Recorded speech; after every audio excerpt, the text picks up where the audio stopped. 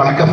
பேரன் கொண்ட பெரியவர்களே, பெருமதிக்குரிய தாய்மார்களே, வருங்கால வாலிபர்களே, எதிர்கால இளைஞர்களே, மற்றும் மண்ணை புனாக்குடி மாபெரும் விவசாய பெருமடி மக்களே, பட்டி நடத்தினீங்களே, காலையில் காடு சென்று மாலையில் வெடி திரும்பும் விவசாயிகளே, துர்காந்தர்களுக்கும் உள்ளூர் ரசிகர்களுக்கும் வெளியூர் ரசிகர்களுக்கும் நாடக கலா ரசிகர்களுக்கும் எங்களது மதுரை தமிழ்நாடு நாடக நடிகர் சங்கத்தின் தருவாகும், புதுக்கோட்டை முத்தமிழ் நாடக நடிகர் சங்கத்தின் தருவாகும், மதுரைக்குரிய எங்களது கலைஞர் தருவாகும், நடிகர் தருவாகும், அதேபோல் நாடகத்தின் அமைப்பாளர் புதுக்கோட்டை முத்தமிழ் நாடக நடிகர் சங்கத்தின் தலைவர் அருமையப்பா எஸ்.எம். இசையரசன் அவருடைய புதல்வன் எஸ்.எம். அறிவிராஜா அவர் சார்பாகவும் எனது சார்பாகவும் முதல் கண் வணக்கத்தை தெரிவித்துக் கொண்டு, நிலம் கடல் வானம் மூன்றெழுத்து மும்மூர்த்திகள் மூன்று, அந்த மும்மூர்த்திகளை ஆட்டி படைக்கும் சக்தி மூன்றெழுத்து, அம்மாப்பா மூன்றெழுத்து, அம்மாப்பா பெறும் போகம் மூன்றெழுத்து, அந்த போகத்தால் விளையும் சுகம் மூன்றெழுத்து, அந்த சுகத்தால் உண்டாகும் உயிர் மூன்றெழுத்து,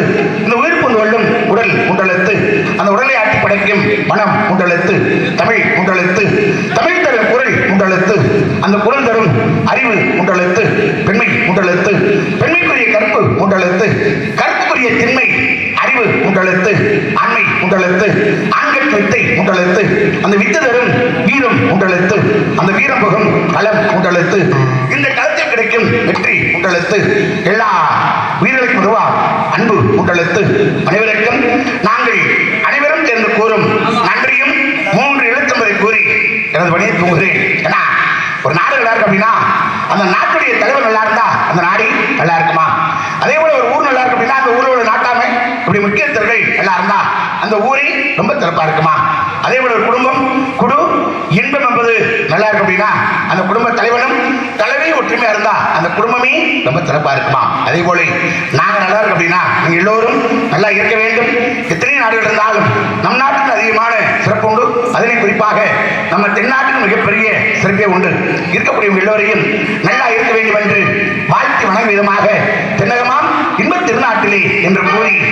வாழ்த்தி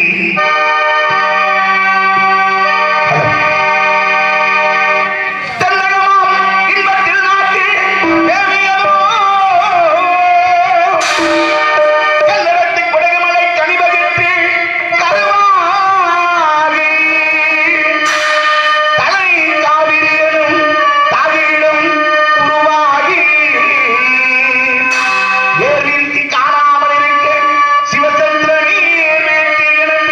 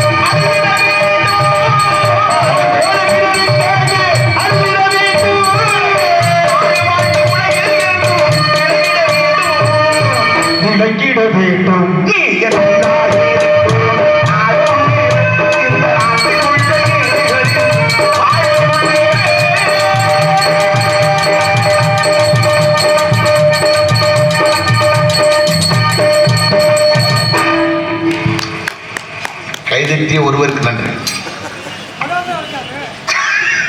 ஆமா, சந்தோஷம்.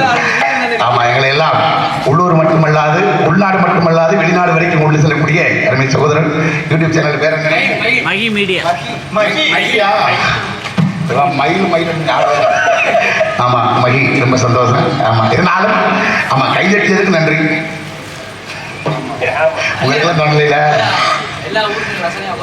ஆமா, ரொம்ப சந்தோஷம். இருந்தாலும் என்ன ஒரு நாடகம் சிறப்பு அமையணும் அப்படின்னா முதல்ல ஒளிபெருக்கி நல்லா இருக்கணும். அருமையான ஒளிபெருக்கி அங்காட ஈஸ்வரி உள்ளூர். ஆமா, என்ன பழமொழி சொல்லுவாங்கல்ல, நல்ல மாடு உள்ளூருக்குள்ள வேலை பார்ப்பா அப்படிம்பாங்கல்ல. நல்ல மாடு மட்டும் இல்லை, நல்ல பெண்ணு, நல்ல பொருள், நல்ல தொழிலாளிகள் இவர்கள்லாம் உள்ளூருக்குள்ள விலை பெறுவாங்க. உள்ளூருக்குள்ள நிறைய பேர் இருப்பாங்க, போடவே மாட்டாங்கப்பா. சந்தோஷம். அருமையான இடம், சிறப்பான ஆமா மக்கள். ஆனால் இந்த இடத்தை வைத்து நம்மளுக்கு பெருமையா இரண்டாவது பக்கம் மேலாம் எனக்கு வந்தக்கூடிய பக்கம் மேலாம் பக்கம் மேலம் தான். மூன்றாவது நடிகர்கள், இதெல்லாம் எல்லா ஊர்லையும் சொல்றதுதான். அதெல்லாம் இதுல இருந்து விளைய சொல்றது, இது இங்கிருந்து வர்றது. ஆமா, உண்மையாகவே அருமையான பக்கம் மேலும். மூன்றாவது நடிகர்கள், நான்காவது ரசிகர்கள். ஒரு நடிகனுக்கு புகம்பாக்கு நடிகார்னா இந்த ரசிகர்கள் தான். நம்ம என்னையும் பார்க்கறதுக்கு உட்காந்துருக்கீங்களே என்னன்னு தெரியலையே. நல்லா ரசிப்பாங்க. சந்தோஷம். வீட்டில் ஒன்றோட ரசிக்கிட்டாங்க, ஒன்றும் பிரச்சனை இல்லை. இருந்தாலும் அந்த இடத்தை வைத்து நம்மளுக்கு பெருமையா நம்மளை வைத்து இடத்துக்கு பெருமையான இடம் தான் நிலையானது. ஒரு மனிதனுடைய வாழ்க்கை நிலையானது அப்படிம்பாங்க. உள்ள பெரும் கோவில், உங்களுடைய ஆலயம், தெல்ல தெரிந்தாருக்கு சிவனி சிவலிங்கம் என்று கூறுவதை போல இருக்கக்கூடியவங்க எல்லோரையும் நான் தெய்வமாக மதித்து இதோ என்ற தெய்வம்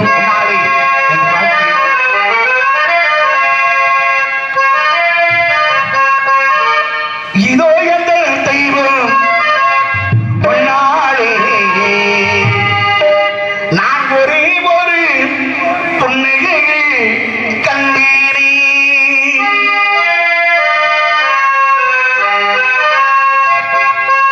இதோ என்ற தெய்வம் பொன்னாளே, நான் ஒரே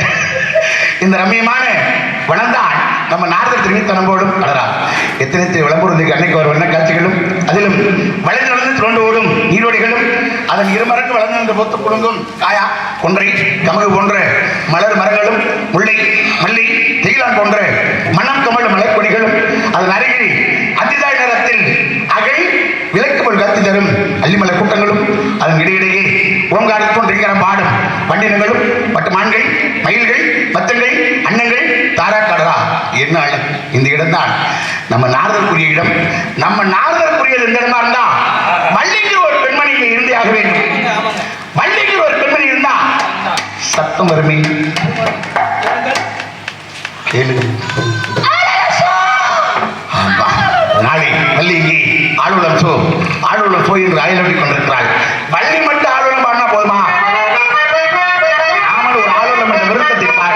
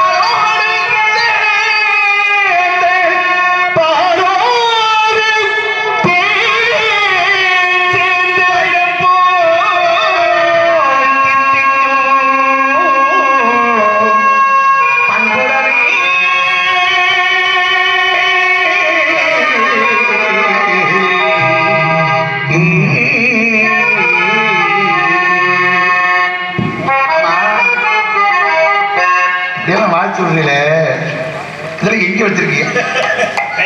ஆமா உண்மையிலே ஆமா உங்களெல்லாம் பாராட்டலாம் அப்படிங்கிறது ரொம்ப சந்தோஷம். இப்படி வாய்ச்சாட்டம் பாடுறதுக்கு எதவா இருக்கும். இந்த பாட்டை நான் பாடுறதுல எல்லாருமே அப்ப கவித்திரு சில்லஸ்ரீ சங்கரதாஸ் சுவாமிகள் வள்ளியை வர்ணிப்பதற்கு இந்த பாட்டத்தை எழுதியிருக்கார். அதுதான் உண்மை. ஒரு பிள்ளை பாடம் அதே சொல்லிட்டு நான் ஓப்பனாகவே சொல்லுவேன். விஜயராமன் பின்னாடி நீங்க தான் பண்ணணும். ரொம்ப நன்றி. ஏன்னா அவர்களும் பெரிய கடல், அவருடைய ஒரு கிளைகள் தான் நம்மலாம் இருந்தாலும். ஆக சிந்தனதி கரை ஓரம் அங்கே எந்தன் தேவி ஆடினாள், தமிழ் கீதம் பாடினாள், இனி பூவை போலே தோறினாள், கடலலை கால்களை மொத்தமிடும் புதுக்களை, இவள் சத்தமில்லாத முத்தங்களை கற்றுத்தந்தாள் இந்த கன்னிகளை. காளிதாசன் கண்ணதாசன் கவிதை நெருங்கிவா படிக்கலாம் ரசிக்கலாம்.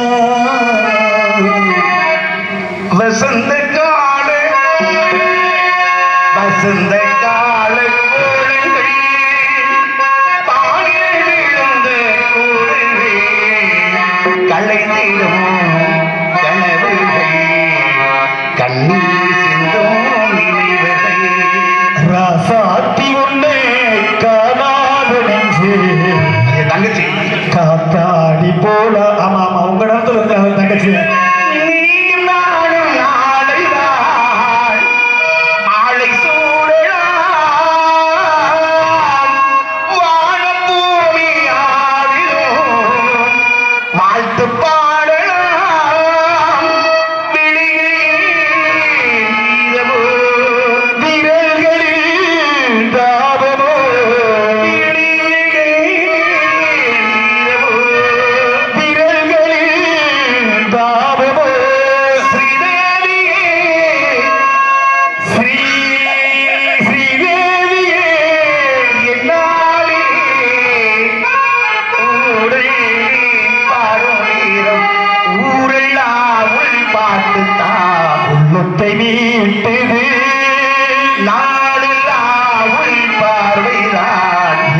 முத்தை கோட்டுது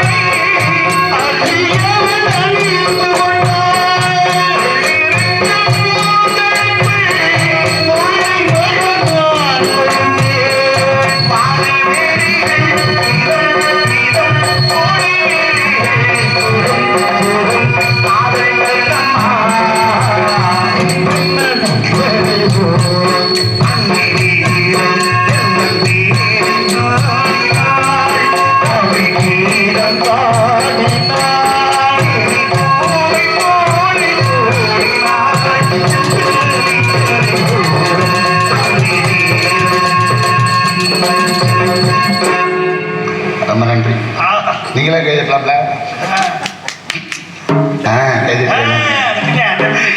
ஆமா, இருந்தாலும் ரொம்ப ஒரு சிறப்பான இடம். ஏன்னா ஒரு இடத்துக்கு ஒரு விதமான தன்மைகள் உண்டு. நானும் எத்தனையோ உங்களை பார்த்துருக்கேன். இல்ல 32 லட்சங்கள் பொருந்திய பெண்ணை எங்கேயாவது நீங்க பார்த்திருக்கீங்களா? நீங்க பார்த்திருக்கீங்களா? 32 லட்சணம் 32 லட்சணம் பொருந்திய பெண்ணை எங்கேயாவது பார்த்திருக்கீங்களா? 60, 94 இல்ல. அப்ப 32 லட்சணங்கள் பொருந்திய பெண்ணை நீங்க எங்கேயாவது பார்த்திருக்கீங்களா? எப்படி 32 லட்சணம்ன்றது? நான் சொல்றேன் பாருங்க. மறுமைக்கு மொத்த கூந்தரி பரையோட்ட நன்றி பதறாம சொல்லணும். மறுமைக்கு மொத்த கூந்தரி பரையோட்ட நன்றி விட்போன்ற புருவங்கள் கயல் போன்ற கண்கள் மலர் போன்ற விழிகள் பழம் போன்ற கண்ணம் பள்ளி போன்ற காது எல்லைப்பு போன்ற நாசி செம்புவளம் போன்ற இதழ்கள் முத்தி போன்ற பற்கள் கமுகு போன்ற கழுத்து ஆழை இடை போன்ற அடிவகரு உடுக்கி போன்ற இடை செவ்வாழை தண்டு போன்ற துளைகள். நான் என்ன சொல்றேன்னா, இந்த 32 லட்சங்கள் பொருந்திய பெண்ணுடைய இந்த அடிவகர்கள ஆலமரத்துடைய இடை பார்த்திருக்கீங்களா? ஆமா, ஆலமரத்துடைய இலை மாதிரி சரிசமமா இருக்கணுமா. சில பேருக்கு இப்படி இருக்கு, அதெல்லாம் அழகு இல்லை. 8 நாளா பட்டினியா கிடந்த குட்டினை கேளுங்க. அப்ப இந்த அடிவகரு சமநிலையா இருக்கணுமா, அதுதான் அழகு. ஆலை இடை போல அடிவகரு இருக்கணுமா. உடுக்கி போல இடைனா இடுப்பு இருக்குல்ல, உடுக்கு பார்த்துக்க உடுக்கு. நம்ம ராதாகிருஷ்ணன் கூட அடிச்சுவானே, அவன் சொல்ல வேணாம். அந்த உடுப்பு எடுத்துப்பாளப்பா, அது மேலையும் வெறுத்து கீழையும் வெறுத்து அப்படி நடுவில் ஒரு கையில பிடிக்கிற மாதிரி இருக்கும். அந்த 32 லட்சத்துக்கு பொருந்திய பெண்ணுடைய அந்த இடுப்பு அந்த உடுக்கிற மாதிரி இருக்கணுமா. சில பேருக்கு இப்படி விரிஞ்சு போயிருக்கு, அதெல்லாம் அழகல்ல. அப்ப செவ்வாழை தண்டு போல துளையில் இருக்கணுமா. வாழைத்தண்டு போல வழக்கம் பாட்டை வடிக்கல. வராமீன் போன்ற கணுக்கால்கள். பிராமணன் பார்த்திருக்கீங்களா? ஆமா. பிராமணனுடைய தலை எப்படி இருக்கான்?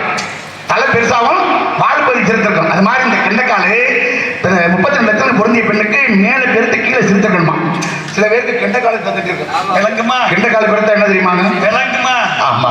அப்ப அதாவது வரால் பெண் போன்ற கண்ணுக்கால்கள், உங்களுக்கு தான் தெரியும். அள்ளிமலர் போன்ற பாதங்கள் தான். பாதம் இருக்குல்ல, அல்லிப்பூ பார்த்துருக்கீங்களா? அல்லிப்பூ. அல்லிப்பூ அதை தொட்டோம்னா எப்படி இருக்கும்? மெதுமெதுன்னு இருக்கும். அது மாதிரி ஒரு பெண்ணுடைய பாதத்தை தொட்டோம்னா மெதுமெதுன்னு இருக்கணுமா. சில பேர் தொட்டோம்னா சொர சொரன்னு இருக்கு. அது எப்படி தொட்டு பார்க்கறதாயா? அது மாதிரி அள்ளிமலர் போன்ற பாதங்கள், இதற்கிடையில் அச்சரேகை போல ஒரு மச்சம். மச்சம் எங்க இருக்கு? மச்சம் எங்க இருக்குன்னு ஆத்து கேட்குறீங்க. இதுல ஒரே ஒரு சின்ன விஷயம். அதாவது பெரிய மேதைகள் 3 பேர். யாருன்னா கவிஞர் வாலி, எம்.எஸ். விஸ்வநாதன், டி.எம். சௌந்தரராஜன் 3 பேர் உட்கார்ந்து மாதிரி பேசிட்டு இருக்காங்க.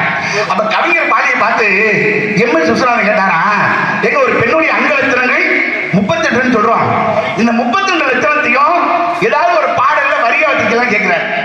அவர் இல்லைங்க, இது வரைக்கும் அப்படி எழுதலையே, இப்ப எழுத முடியுமா அப்படின்னு கேட்கிறார். சரிப்பா எழுதுறேன். யார் யா பாடுறது? இருக்கிறது யாரு? கவிஞர் வாலி, எம்.எஸ். விஸ்வநாதன், டி.எம். சௌந்தரராஜன் 3 பேர் இருக்காங்க. அப்ப கவிஞர் வாலி சொல்றாரு, நான் பாட்டு எழுதுறேன், பாடுறது யாருன்னு கேட்டா என்ன சொல்றது?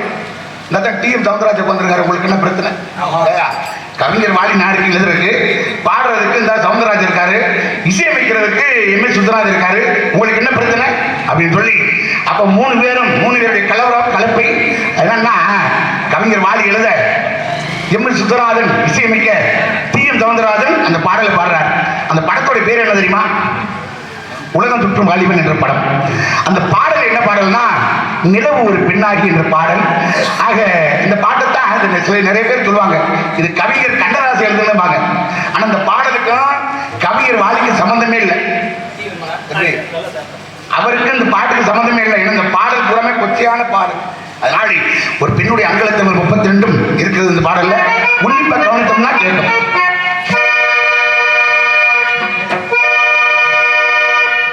நிலவு ஒரு பெண்ணாகி இங்கே உழவுகின்ற அழகு, நீரலைகள் இடமாறி நீந்துகின்ற குழலோ, நீந்துகின்ற குழலோ, நினைத்தவியாரோ நீதானே, தினம் உன்னை பாட நான் தானே, நீதான்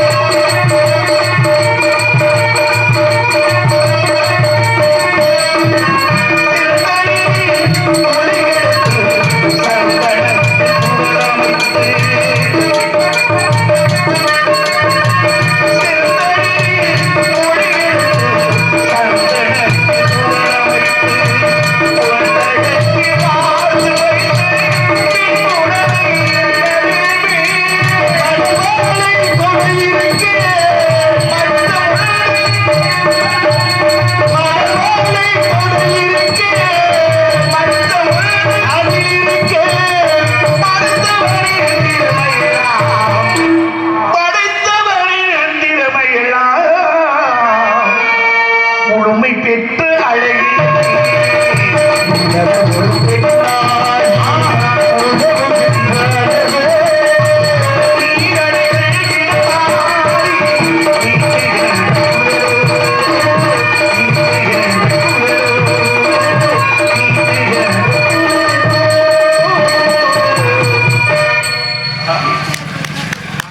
கைதட்டி ஒருவர் நன்றி சந்தோஷம் இருந்தாலும் தன்மை அப்படின்னா நம்ம என்ன சொன்னாலும் திருப்பி தரக்கூடிய தன்மை சொல்வதை சொன்னா கிளிப்பில் அப்படிவாங்க அது மாதிரி பச்சை கிளிக்கு அப்படி ஒரு சிறப்பான தன்மை உண்டு அதனால இந்த பெண்ணுடைய குரல் வளமும் பேசுவது கிளியா இல்லை பெண்ணரசி மொழியா கோவில் கொண்ட சிலையா கொத்துமலர் கொடியா என்று வர்ணித்தாள்